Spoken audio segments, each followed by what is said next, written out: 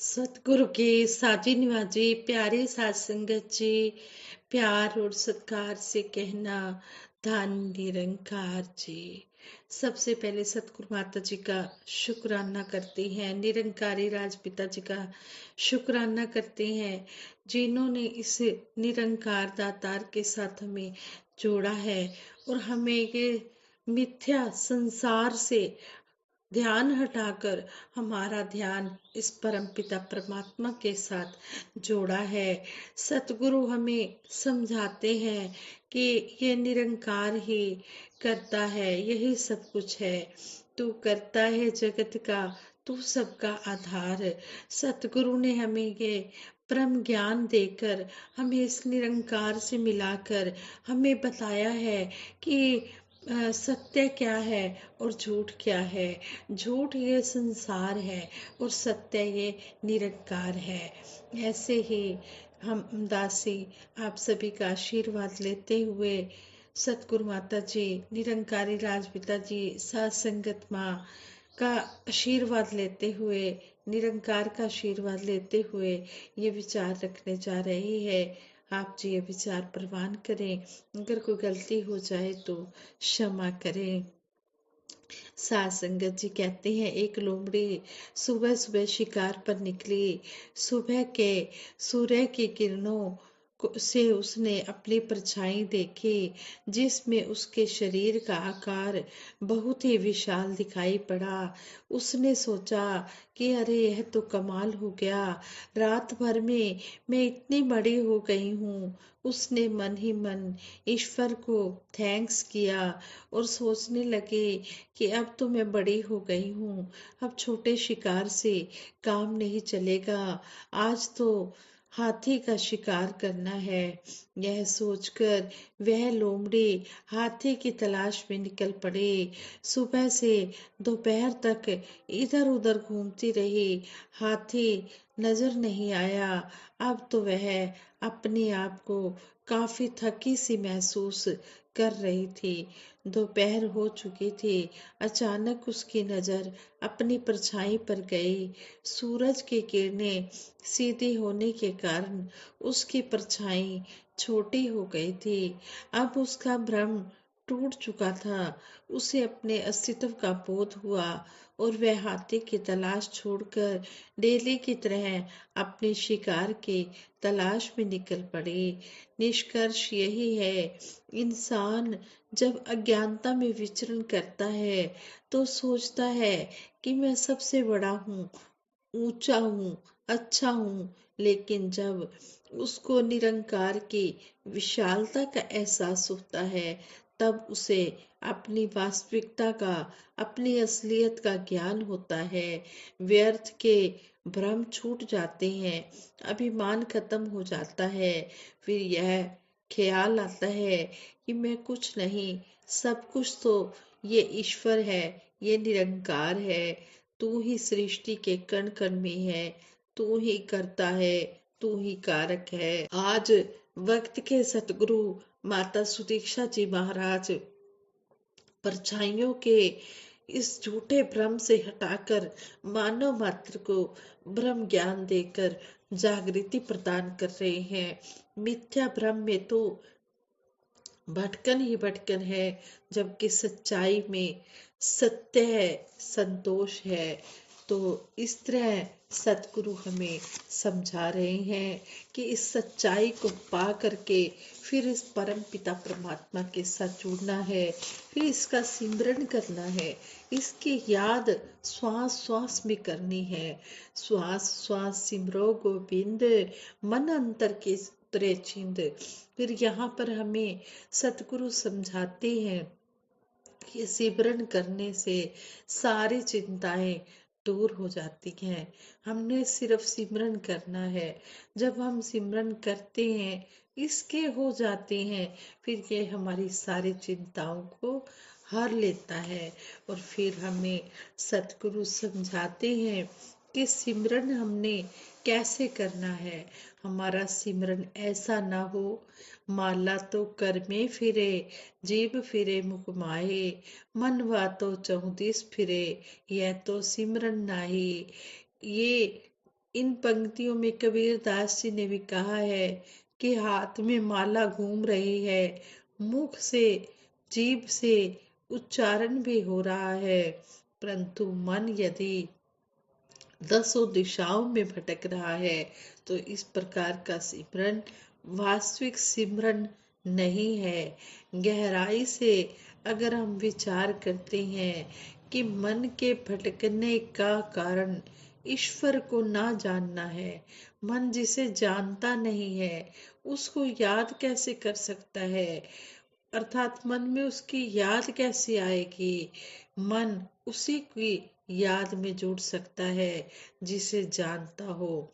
जैसे अपने भाई बहन, स्त्री व बच्चों को याद करने का कोई प्रयास नहीं करना पड़ता, सहज ही मन उनकी याद में जुड़ा रहता है क्योंकि उन्हें जानता है। इसी प्रकार जिसे भी याद किया जाना है उसे जानने की बहुत ज्यादा जरूरत है।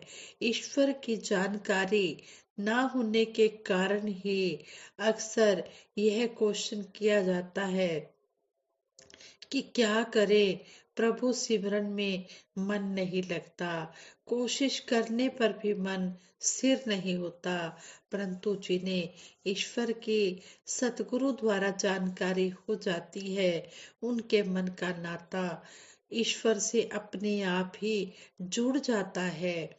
और कहते हैं कि जिस तरह विवाह बंधन में बंधते ही स्त्री का नाता पुरुष से जुड़ जाता है, बालक का जन्म होते ही माता का नाता बेटे से जुड़ जाता है, और मन स्वाभाविक रूप से इनकी याद में जुड़ जाता है।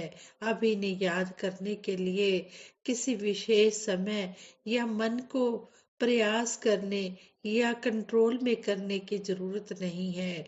संपूर्ण अवतार वाणी में भी शहंशाह बाबा अवतार सिंह जी महाराज फरमाते हैं, पहलो दर्शन मगरों प्रीति, फेर भावे कोई जाप करे, कहे अवतार बिना रब वेखे, जाप नहीं विरलाप करे। पहले इस निरंकार के दर्शन सतगुरु कराता है, फिर इसका जाप सिखाता है, ये मूल मंत्र देता है, तू ही निरंकार मैं तेरी शरण हाँ मैनू बख्श लो। फिर ये इस परमपिता परमात्मा के साथ, निरंकार के साथ जुड़ने के लिए हमें कहता है, कहते हैं कि बिना रब देखे, बिना परमात्मा को देखे फिर वो जाप नहीं होता। वो तो फिर इसी तरह भक्ति हो रही होती है। और फिर शहनशाह जी समझाते हैं, बिन वेखे मन मनता नहीं है, बिन मन मन्ने प्यार नहीं, प्यार नहीं, प्यार बिना नहीं भक्ति ते, बिन भक्ति बेड़ा पार नहीं। गुरु दिखावे गुरु मनावे, गुरु ही प्यार सिखांदा है, बिन गुरु भक्ति मूल ना होवे, जो करता पछतांदा है। कहते हैं कि बिना देखे इस परमात्मा से प्यार हो नहीं सकता है। और ये प्यार करना, ये दिखाना, ये कौन करता है, ये भक्त का सतगुरु करता है। बिन गुरु भक्ति मूल ना होवे, कहते हैं कि बिना सतगुरु की शरण में आए बिना इस मूल, इस परम पिता परमात्मा को जाना नहीं जा सकता है। जो इसको सतगुरु की शरण में आए बिना इस परम पिता परमात्मा की भक्ति करता है तो कहते हैं कि फिर वो भक्ति नहीं रहा होता है, फिर वो तो इसी तरह समय उसका वेस्ट जा रहा होता है। जिस तरह हमने किसी वस्तु को देखा ही नहीं है, हम उसके बारे में चाहे कितना भी उसको याद करते रहे, वो वस्तु अगर हमारे सामने भी पड़ी है लेकिन हमें उसकी जानकारी नहीं है, तो इस तरह रट्टा लगाने से कुछ नहीं होगा। तो सतगुरु हमें यही समझा रहे हैं कि जब हमने सिमरन भी करना है तो हमने एहसास के साथ करना है। जब हमने किसी वस्तु को देखा होता है तो फिर उसको याद करने के लिए कोई जोर नहीं लगाना पड़ता, फिर उसकी याद मन में अपने आप ही होती चली जाती है। इसलिए सतगुरु समझाते हैं कि प्रभु सिमरन करने के लिए सतगुरु द्वारा प्रभु को जानना बहुत जरूरी है। प्रभु को जानते ही मन की याद से प्रभु और सतगुरु की मूर्त बस जाती है और और सिमरन अपने आप होने लग जाता है, जिसे अजप्पा जाप या अखंड सिमरन भी कहा जाता है। जैसे कहा गया है, नामा कहे त्रिलोचना मुक्ते राम संभाल, हाथ पांव कर काम सब चित्त निरंजन नाल। यहाँ पर भी समझाया गया है कि हमने मुख से इस परमपिता परमात्मा का नाम लेना है, नाम जपना है, और हाथ पांव से हमने सारे काम करने हैं, लेकिन अपना मन इस परमपिता परमात्मा में लगा कर रखना है। इसी संदर्भ में राजा जनक की याद आना भी स्वाभाविक है। कोई भी काम करते हुए उनका ध्यान निरंकार पार ब्रह्म से ही जुड़ा रहता था। सत्य की जानकारी उन्हें महर्षि अष्टावक्र जी द्वारा हुई थी। एक बार सुखदेव जी की शंका का निवारण करने के लिए भरा उन्हें तेल से भरा कटोरा देते हुए उन्होंने उन्होंने राजा जनक ने कहा कि जाओ नगर का भ्रमण करके आओ। एक बार सुखदेव जी की शंका का निवारण करने के लिए राजा जनक जी ने उन्हें तेल से भरा कटोरा देते हुए कहा कि जाओ पूरे नगर का चक्कर काट कर आओ, परंतु ध्यान रखना कि तेल की एक बूंद भी कटोरे से गिरने ना पाए। जब सुखदेव जी पूरे नगर में घूमकर वापिस आए तो तेल तो कटोरे से नहीं गिरा, परंतु नगर में क्या हो रहा था यह उन्हें पता नहीं चला।